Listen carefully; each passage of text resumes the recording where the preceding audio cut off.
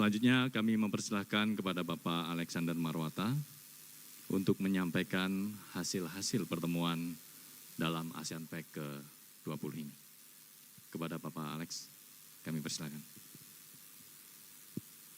Ya, terima kasih teman-teman wartawan. Sebagaimana kita ketahui selama 2 hari terakhir ini, KPK bersama dengan lembaga-lembaga anti korupsi di kawasan ASEAN mengadakan pertemuan dan menghasilkan beberapa kesepakatan konsensus ya.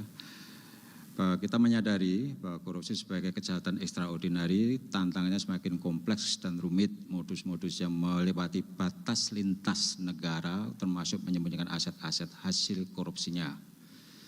Kejahatan ini tidak hanya menghambat pembangunan negara, melemahkan pertumbuhan ekonomi, tapi juga mengikis kepercayaan publik dan menghambat kemajuan di banyak negara ASEAN. Oleh karena itu, kolaborasi regional berbasis teknologi sangat diperlukan guna mengatasi tantangan bersama ini secara lebih efektif. Kolaborasi berbasis teknologi dalam pemberantasan korupsi tidak hanya berperan penting dalam efektivitas penanganan perkara, namun juga dalam upaya-upaya pencegahan dan pendidikan anti korupsi.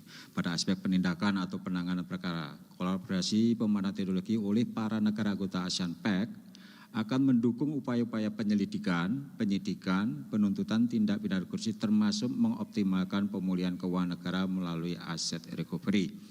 Kemudian pada aspek pencegahan, KPK juga telah mengembangkan diantaranya ILHKPN ya, untuk memudahkan para penyelenggara negara dalam melaporkan harta kekayaannya sekaligus meningkatkan transparansi dan pelibatan publik untuk ikut mengawasi kepatuhannya. Kemudian pelaporan gratifikasi secara online, ini juga berbasis teknologi sehingga pelaporannya menjadi lebih mudah, cepat dan murah karena bisa dilakukan dari mana saja, kapan saja sepanjang terkoneksi dengan jaringan teknologi dan informasi. Monitoring Center for Prevention MCP dan pengukuran survei penilaian integritas yang juga dapat diakses secara terbuka oleh para stakeholder dan masyarakat sehingga memudahkan dalam melakukan pemantauan upaya-upaya perbaikan pencegahan korupsinya. Kemudian pada aspek pendidikan, KPK juga telah mengembangkan diantaranya Anti-Corruption Learning Center yang dapat diakses oleh para lembaga pendidikan dan masyarakat sehingga menjadi modul dan panduan dalam melakukan sosialisasi, kampanye ataupun pembelajaran anti korupsi. Anti-Corruption Film Festival ini akan besok ya terkait dengan pemutaran film anti korupsi juga menjadi acara KPK dalam menyebarkan nilai-nilai anti korupsi kepada masyarakat melalui media digital.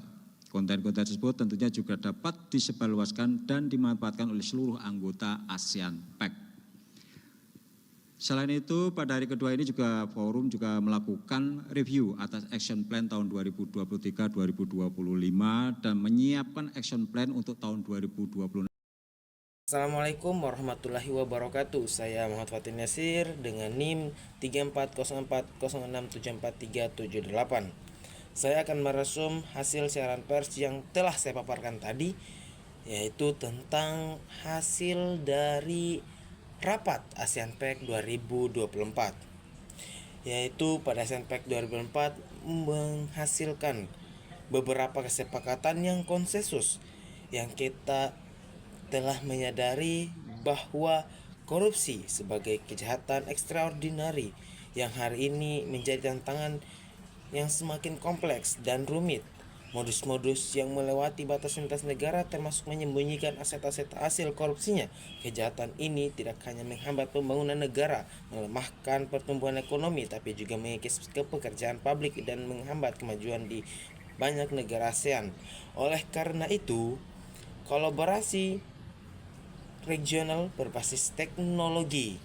Jadi, kita harus mengadakan kolaborasi teknologi untuk mengurangi timbulnya korupsi di negara kita. Pada ASEAN-PEC juga mereka mempunyai kesepakatan mendukung upaya-upaya penyelidikan dan tuntutan tindak pidana korupsi termasuk mengoptimalkan pemulihan keuangan negara melalui aset recovery. Juga pada hasil dari ASEAN-PEC ialah ASEAN pertemuan di apa yang telah dikatakan pada siaran pers tadi, yaitu KPK telah mengembangkan adanya LHKBN. Ya, itu untuk memudahkan melaporkan harta kekayaannya sekaligus meningkatkan transparansi dan pelibatan publik untuk ikut mengawasi kepatuhannya.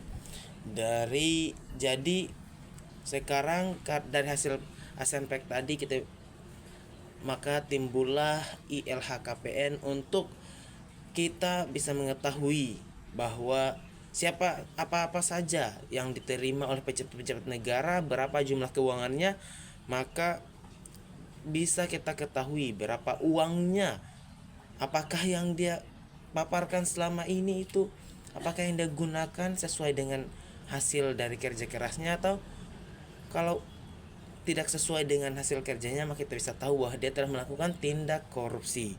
Mungkin itu saja. Assalamualaikum warahmatullahi wabarakatuh.